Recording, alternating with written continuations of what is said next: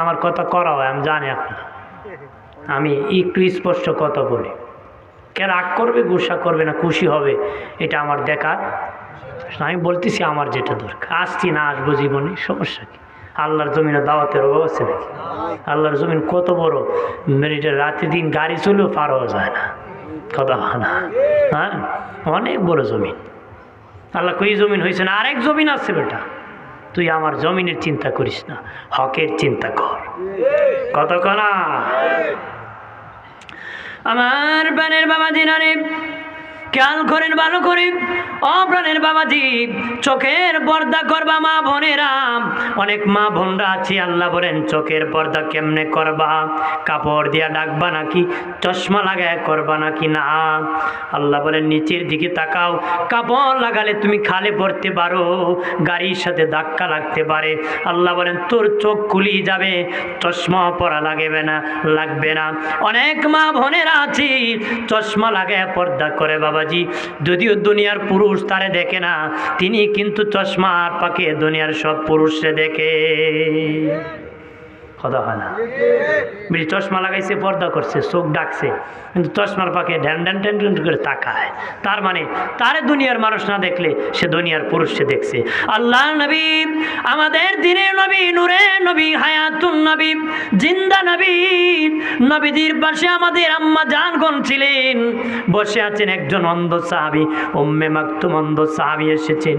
নবীজি বললেন, ও আমার বিবিরা, তোমরা আমার কাছ থেকে চলে যাও, আমার সাহাবী উম্মে মাকতুম আসতেছে। নবীর বিবি আমাদের আম্মা জান বলে, নবীজি উনি তো অন্ধ, আমাদেরকে দেখবেন না কেন গো? আমরা সেখান থেকে যাব গো। নবী বললেন, আমার বিবিরা, যদিও তোমরা সে তোমাদেরকে দেখবে না, তোমরা কি তাকে দেখতে পাবা না? তোমরা কি তাকে দেখবা না? তাড়াতাড়ি আমি রাসূলের কাছ থেকে তোমরা চলে যাও। তার মানে পুরুষ শুধু দেখা না, নারীও দেখা যাবে, নারীও পুরুষকে দেখা যাবে না। চোখে দৃষ্টিশক্তি নিচের দিকে দিয়ে হাঁটবে। আপনারা বলেন, যারা রাস্তা দিয়ে হাঁটতে মাথা নত করে হাঁটে তাদের সম্মান কম না বেশি? ধরে কর, যদি কোনো ইমাম সাহেব সাইরে মন্দির ছায়ার আডে মাই শিখবো, তাই বড় মাথা ফাতলা উজোর কথা হইব না। নে মোল্লা দিয়ে একটা রাখছো বেটা, এটা সাইরে মন্দিরে খালি সাই বাড়ির চাই। আপনার মোল্লা বেটা যদি সাইরে মন্দির চাইয়া মাথা ফাতলা হয়, আপনারা যদি চাইন মুখ হইতো না। মোল্লা তো সোজা, মোল্লা খালি মাথা পাতলা, তো আপনারা হইতেন না। হ্যাঁ, যে চাইব ওই মাথা পাতলা, কথা কনা। হোক আলেম, হোক জাহেল, হোক সাধারণ মানুষ, হোক মাস্টার ডাক্তার, যে চাইব এ কি মাথা পাতলা, নিচে যে তাকাইব এরই সম্মান বেশি। কথা বলেন ঠিক কিনা? এই মাসালা শুধু এই আলেমের জন্য না, মুসলিম জাতির জন্য, কথা হয় না? আপনারা অনেকে ভাবে এটা মোল্লারা করতো। মানুষ মনে করে পাঞ্জাবি জুব্বা লাগাইলি বেহেস্তি জায়গা, কথা হয় না? জুব্বা পাঞ্জাবি লাগাইলি বেহেস্তি জায়গা না, বেহেস্তি হওয়ার কাজ আছে, কোয়ালিটি আছে, কথা কয় না? পাঞ্জাবি জুব্বা নবীর সুন্নত, এটা সুন্নত শুধু আলেমের নয়, গোটা উম্মতের জন্য, কথা হয়। অনেক ভাই আছে ওরা নাকি পাঞ্জাবি পরতে লজ্জা লাগে, মানে জীবনে পাঞ্জাবি পরছে না, সরম। আর এখন মরলে টানটা মেরে কুল্লিয়া সিলাই সারা পাঞ্জাবি পরাইব। এবার আমার শরম লাগে রে, আমার লঙ্গি দেওয়াইন্দা রেখে দিও। নাউজুবিল্লাহ কর। আমার বানের বাবাজি, নিচের দিকে তাকাইয়া যুবক বন্ধু মুরব্বী বাবাজি, মা ভনেরা তাকে হাঁটবা। এটা 2 নম্বর পর্দা বাড়ির। 3 নম্বর পর্দা, আল্লাহ বলেন, হে নারীরা, আমি পুরুষ বানাইছি, নারী বানাইছি, একরকম করে বানাই নাই। নারী বানাইছি, পুরুষ বানাইছি আমি শক্ত করে, তার হাড্ডি বড় শক্ত, আমি তার গোস্ত দিয়েছি একটু শক্ত, নড়াচড়া কম করে, তার পাহাড় দিয়েছি, পেরেক দিয়েছি। আল্লাহ বলেন, পাহাড় পেরেক বড় শক্ত করে। পাহাড় পেরেক বুঝেননি বাবা? পাহাড় হলো গোস্ত বাবাজি, পাহাড় হলো এই গোস্ত জমিন, আর হাড্ডি হলো পেরেক। যেমন এই দুনিয়ার পেরেক হলো পাহাড়। এই পেরেক হলো কি? পাহাড় দ্বারা জমিন মজবুত হইছে, আমাদের গোস্ত হাড্ডির দ্বারা মজবুত হইছে, কত না কারো হাড্ডি ভেঙে গেলে গিয়া গোস্ত 3 মুসর মারে জোড়া দেখবেন আঁকা বাঁকা হয়, তার মানে তার পেরেক ছুটে গেছে। তার কি এই দুনিয়ার পেরেক হলো পাহাড়। আল্লাহ বলেন আমি জমিন বানাইছি গোস্ত দিয়া তোর দেহের, আর এই গোস্তকে মজবুত করতে পেরেক দিয়েছি হাড্ডি দ্বারা আমি মজবুত করেছি। প্রাণের বাবাজি আল্লাহ বলেন হ্যাঁ নারীরাম, তোমাদেরকে আমি আল্লাহ নরম করে বানাইছি, পুরুষকে আমি শক্ত করে বানাইছি, নারীকে আমি নরম করে বানাইছি। ও নারীর দল, তোমরা যখন বাড়ি থেকে বের হবে দৌড়াদৌড়ি করে হাঁটবে না, হেলে দুলে হাঁটবে না, তোমরা একটু দৌড় দিয়ে হাঁটবে না, তোদেরকে নরম করে বানাইছি। আমার নরম জমিনে নরম কদমে হাঁটবে রে। নারীরা যদি দৌড়ায় হাঁটো, আল্লাহ বলেন তোর দেহের মধ্যে অলংকার আছে, স্বর্ণ আছে, আওয়াজ করবে, অন্য পুরুষরা নজর দিবে। তোমরা যদি আমার জমিনে আস্তে আস্তে হাঁটতে পারো, তোমাদেরকে আমি আল্লাহ জান্নাত দান করব। এখন যদি দৌড়া হাঁটে খাজইব কথা হয় না। তাহলে আল্লাহ কিছু নরম করে তোদেরকে বানাইছি, আমার নরম জমিনে আস্তে আস্তে হাঁটবে। কি হাঁটবে? আস্তে আস্তে হাঁটলে ওই আমলগুলা যদি করতে পারে মা বোনেরা আপনার আল্লাহর ওলি হয়ে যাবেন। সুবহানাল্লাহ বলি, জোরে বলি।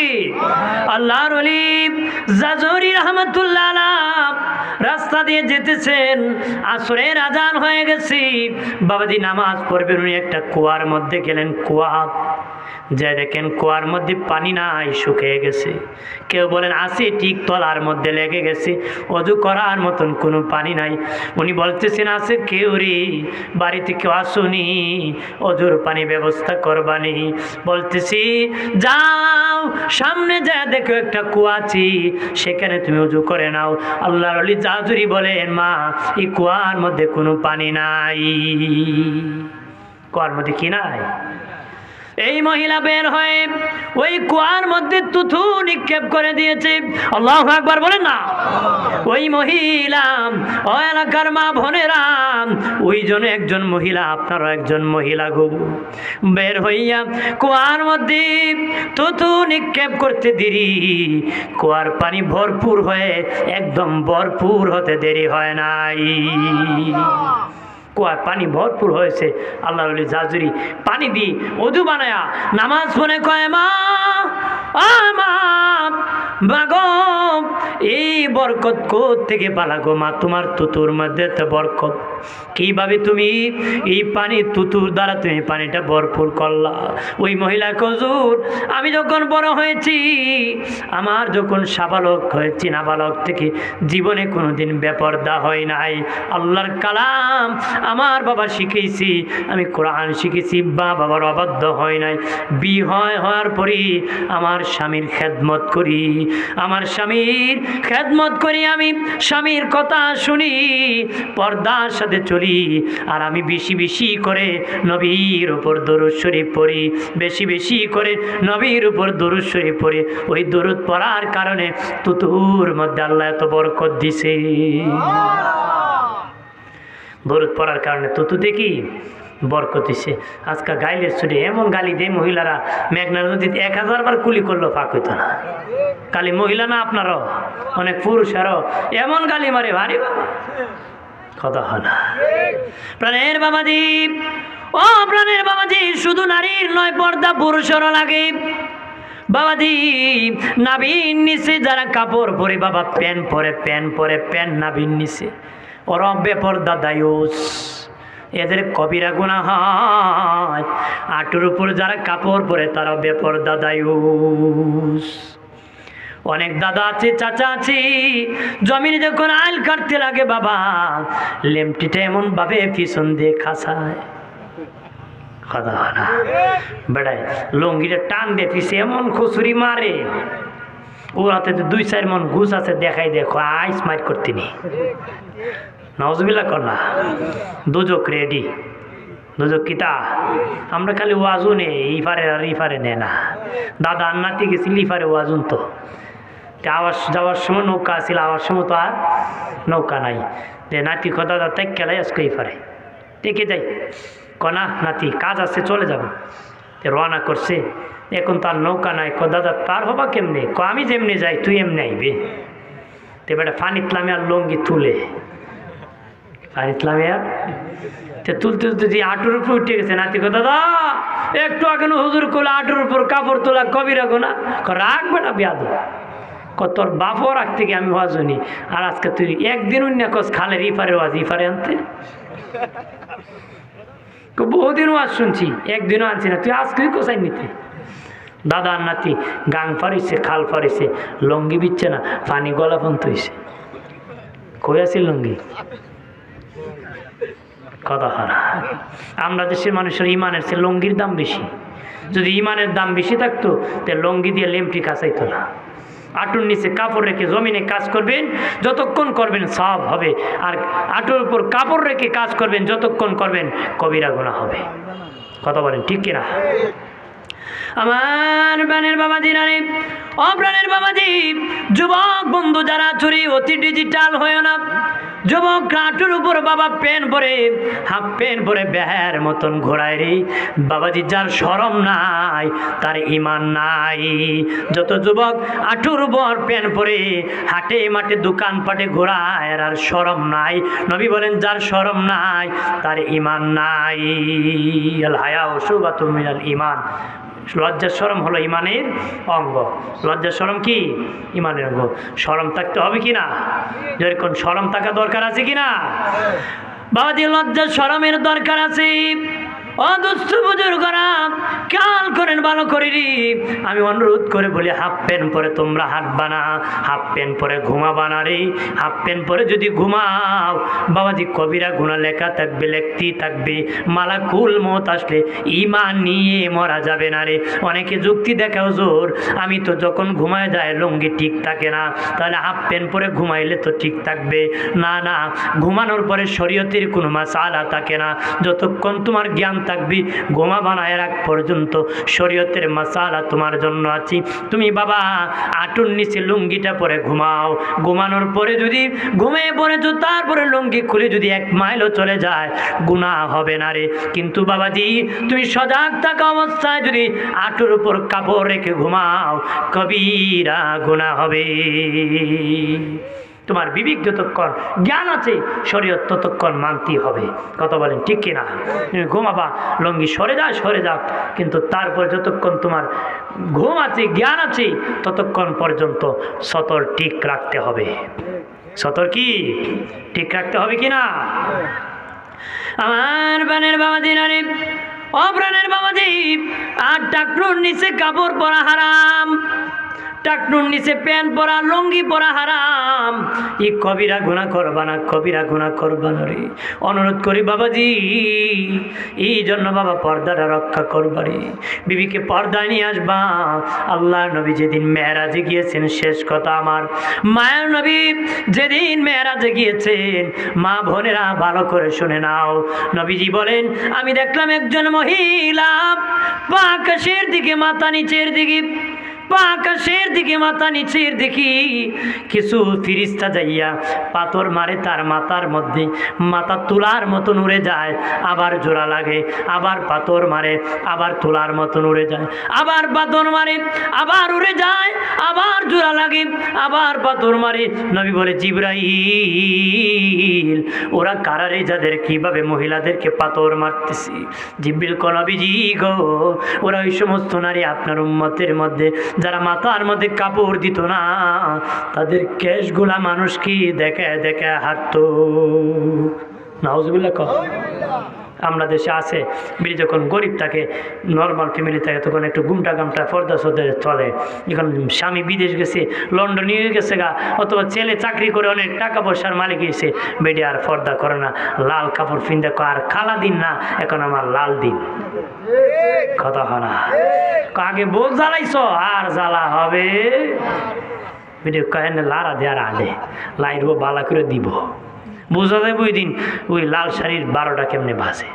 মেরে কয়, ঈদের আগে লাল রঙের 13 ফেরের শাড়ি না দিলে এবার ঈদের কপালে আগুন। অথচ জামাই আর আমার রোজাই রাখছে না। কই তো পারছো না যে তুমি যদি রোজা না রাখো এবার কপালে আগুন। না কয় রোজা রাখছে না, কই ঈদের কপালে বিলে আগুন। রোজা তো ঈদ করছে যারা, রোজা তো হলো ঈদ তো হলো রোজাদারের জন্য, কোনো বেরোজদারের জন্য কথা বলা।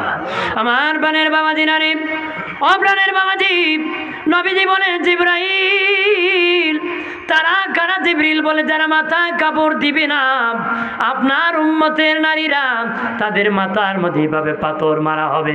নবী বলেন সামনে গেলাম, যে দেখি ফিরিস্তারা হুক জাহান্নামে গরম করতেছি, মহিলার পেটে আর পিঠের মধ্যে দাগ দিতেছি, একবার পিঠে মারে আর একবার পেটে মারে, মহিলা চিৎকার করে আওয়াজ করতেছি। নবীজি বলেন জিবরাইল ওরাম কারা রে? জিবরিল বলে ওরা ওই সমস্ত নারী যারা দুনিয়ায় পেট আর পিঠ খুলে হাটে মাঠে ঘুরতো, তাদেরকে হুক গরম করে শিক দেওয়া হয়, দাগ দেওয়া হয়, ঠান্ডা হলে আবার গরম করে মারা হয়। নবী সামনে গেলেন, যা দেখেন বাবাজি একটা দিঘি আছে, বিশাল বড় দিঘি। ওই দিঘির মধ্যে কিছু লোক জ্বলতেছে, তাদের পেট পাহাড়ের মতন বড়, তারা জ্বলে জ্বলে দিঘির কিনারে আসতেছে। কিছু যুবক যাইয়া পাথর মারিয়া মধ্যখানে নিতেছে, আবার কিনারে আসতেছে, আবার মধ্যখানে যেতেছে। নবী বলেন জিবরাইল ওরা কারা? জিবরিল বলে নবীজি ওরা ওই সমস্ত ব্যক্তি যারা সুদ খেয়েছে, ঘুষ খেয়েছে, তাদের কিভাবে আযাব দেওয়া হবে। নবী বলেন একটা বড় টেবিল দেখেছি, দুইটা কস্তুরি রাখা আছে, একটার মধ্যে ভুনা গোস্ত আর একটার মধ্যে পচা গোস্ত। কিছু যুবক যাইয়া বোনাটা খায় না রে, পচাটা চিবায় চিবায় খায়। নবী বলেন জিবরাইল তাদের পাশেই ভালোটা আছে, খায় না, মন্দটা কেন খাইতেছি? জিবরিল বলে নবীজি ও মায়ার নবী ওরা ওই সমস্ত পুরুষ, ওই সমস্ত যুবক যাদের আপন বিবি থাকার পরও অন্য নারীর সাথে জেনা করেছে, সুন্দরভাবে শরীয়তের বৈধভাবে বিবি নিয়ে কাজ করতে পারতো, কিন্তু অবৈধভাবে করেছে, ভালোটা রাখিয়া দুনিয়ায় মন্দটা করেছে। এই জন্য তাদেরকে জাহান্নামীদের শাস্তি দেওয়া হবে। তাদের সামনে ভালোটা দেওয়ার পরও তারা খায় না, মন্দটা খায়। একটু চিল্লায় বলে নাউজুবিল্লাহ। নবীজি মেরাজ থেকে আসিয়া বললেন নারীরা তোমরা বেশি জাহান্নামে যাবে। নারীরা বলে নবীজি কোন কারণে জাহান্নামে যাব? নবী বলেন তোমরা কয়েকটা কারণের কথা বলেছেন, এর মধ্যে একটা কারণ নবী বলেছেন মহিলাদের মুখ ঠিক না, তার কথায় কথায় ঝগড়া লেগে যায়, ঝগড়া লাগলে মানুষকে লানত করে, নিজের স্বামীরও করে, ঝগড়া লাগলে অন্য ব্যক্তি মহিলারে কয় তোর স্বামী যেন টাটা পড়ে, তোর ছেলে যেন বিদেশ থেকে কফিনে লাশ আসে, কথা হয় না, তোর যেন আসার খায় কোমর ভাঙ্গে, ভাদ্র মাসে যেন তোর কোমরটা ভাঙ্গে, যদি ভাঙ্গে আমি মসজিদে 2টা বাতি দিন। কথা কোন ঠিক কিনা? নবী বলেন মহিলাদের মুখ ঠিক না, কথায় কথায় লানত করে, এই জন্য জাহান্নামে যাবে। মা বোনেরা মুখ ঠিক করবা, লাইলাতুল বরাত আসতেছি সামনে, সবে বরাতের রাত্রে আসছে গো মা, বেশি করে আল্লাহর কালামের তেলাওয়াত করবা। বাবাজি যারা আছেন ওই রাত্রে বেশি বেশি করে আল্লাহর ইবাদত করবেন, করবেন নি না? আবার বেদাতের তো আইসে আপনার দ্বারা আইসে নি, আইন না, আইনেন না, বিপদও পড়বেন, কথা কনা জোরে কন। এই রাত্রে বেশি বেশি করে ইবাদত করবেন, কোরআন তেলাওয়াত করবেন, নফল নামাজ পড়বেন। তবে যদি ইখলাস নিয়ে খলুসিয়ত নিয়ে তওবা করতে পারেন, আল্লাহ জীবনের গুনাহ মাফ করে দিবে, জীবনের গুনাহ কি মাফ করে দিবে। ইখলাস নিয়ে তওবা করতে হবে। অনেকে আছে আবার সবে বরাতের রাত্রি গিয়া ওই দিন মসজিদে ঢুকিয়া 2 রাকাত নামাজ পড়ে আল্লাহ গত বছর যত চুরি করছি, গত বছর যত উজানের ক্ষেতের পানি, নিচের ক্ষেত সারের পানি লামাইছি, সয়াবিন তেল আর নাইকল তেল মিশাই বিক্রি করছি, আল্লাহ গতবার একটা মাফ চাই। এমন বাইসা আছে না, বেটা সার দিয়েছে কোনায় দিয়ে বেটা হাত দিয়ে সিদ্ধির করে খানা করে দিছে, আছে না? এ সবে বরাতে আল্লাহ মাফ করে দো, ওর মতন লোকরে আল্লাহ মাফ করবো? মনে মনে কর সবে বরাতে তো আবার আইবো, আবার চাই মনে, এলে গতবার একটা চায়, কোনবার একটা মাফ চায়। আপনার এরকম করবেন নাকি?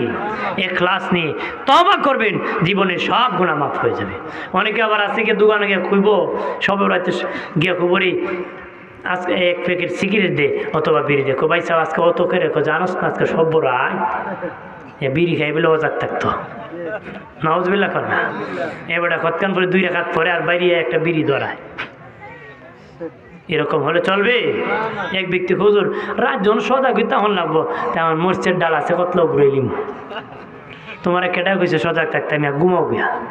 সজাগ থাকে মানে হলো ইবাদত করা, এই গান বাজনা করে হাটে মাটি ঘোরানোর জন্য নয়। অনেক ছেলে আছে গাড়ি নিয়ে সবে ওরাতে ঘোরায়, বিয়ের বাড়ি বেড়াইতে যায়, বন্ধুর বাড়ি বেড়াইতে যায়, এই জন্য কি সবে বরাত আইছে না ইবাদতের জন্য? কথা কনা, সবে বরাত আসছে ইবাদতের জন্য, ঘোরানোর জন্য নয়। কথা কনা, ইবাদত করবেন, নফল নামাজ যে যত বেশি করে তেলাওয়াত করবেন। মা বোনেরা, নবীজি বলেছেন এ মহিলারা, জাহান্নাম থেকে বাঁচতে তোমরা নফল ইবাদত বেশি করো, মানে কোরআন তেলাওয়াত বেশি করো, তোমরা দান সদকা বেশি করো, তোমরা নফল ইবাদত বেশি বেশি করো রে। আগে লাইলাতুল বারাতে মা বোনদের অনেক তেলাওয়াতের খবর পাওয়া যেত, এখন আর এমন খবর পাওয়া যায় না রে। এমন খবর কি পাওয়া যায় না।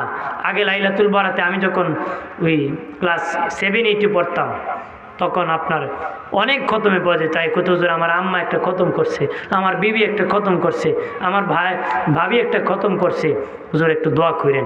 এখন এগুলো আর নাই, এখন মানে সবে বরাত তো যায়ও না, হাত দিয়েও দেয় না, তেলাও তো করে না। কথা হয় না, এ ঘোরায় অনেক দেখবেন টুলা ভীষণ চালাইব সবে বরাতে দিয়ে, দোকানপাট সারা রাত খোলা, এ খালি চাও বেছে। কথা হয় না, তোমার চা বানানো দিচ্ছে, সারা বছর মেয়ে চা বিক্রি করছো, অন্তত একটা দিন বন্ধ করো না, বন্ধ করো। গান শুনে দিয়ে চা বেছো, হালাল হয়নি, এটা হারাম দেখতেছি। তার উদ্দেশ্য হলো আমার গান দেখবো, মানুষ চা খাইব, তার উদ্দেশ্য তো তোমার খারাপ করে ফেললো। কতক্ষণ ঠিক কিনা? কথা হয় না, মুসলমানের এমন নিয়ত থাকার কথা না। কথা বলেন সে পড়ি আল্লাহুম্মা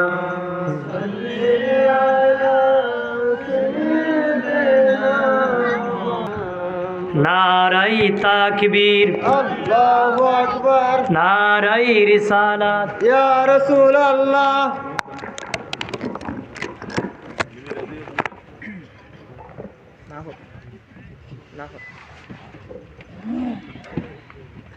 হাজিরিন, আমার বড় ভাই আল্লাহ মৌলানা আমির হোসেন, পর্দাটা করবা, স্বামীর কথা শুনবা, রমজান মাসে রোজা রাখবা, তোমরা নামাজটা পড়বা। অনেকে আছে হাজত দেখে আমার এই না সেই না, দুনিয়ার কাজ দেখে নামাজ থেকে বঞ্চিত হবে না, স্বামী তোমার জামিনদার হবে না। আল্লাহর ইবাদত করতে হবে। কি করতে হবে? ইবাদত করতে হবে, নামাজটা পড়বা, স্বামীর কথা, স্বামীর মেজাজ বুঝবা, স্বামীর খেদমত করবা। আল্লাহ আমাদের সকলকে হেদায়েত নসিব করুক, বলি আমিন। আমার কথাবার্তা মা বোন কষ্ট পেলে আমি আপনাদের ছেলের মতো, আমি বলেছি আমার কষ্ট পেলে কমা দৃষ্টি দেখবেন। বাবাজিরা আমার জন্য দোয়া করবেন, সকলের কাছে দোয়া চেয়ে আমার বক্তব্য শেষ করলাম। আসসালামু আলাইকুম ওয়া রাহমাতুল্লাহি ওয়া বারাকাতুহু। আগামীকাল আমি আসবো আপনাদের লামাপুল, এবারের শেষ মাহফিল, এই বছরের শেষ মাহফিল আপনাদের লামাপুল আসবে ইনশাল্লাহ। 10:30টার দিকে মাইক ধরবো। সকলকে দাওয়াত করলাম, যদি পারেন যায়েন। আসসালামু আলাইকুম।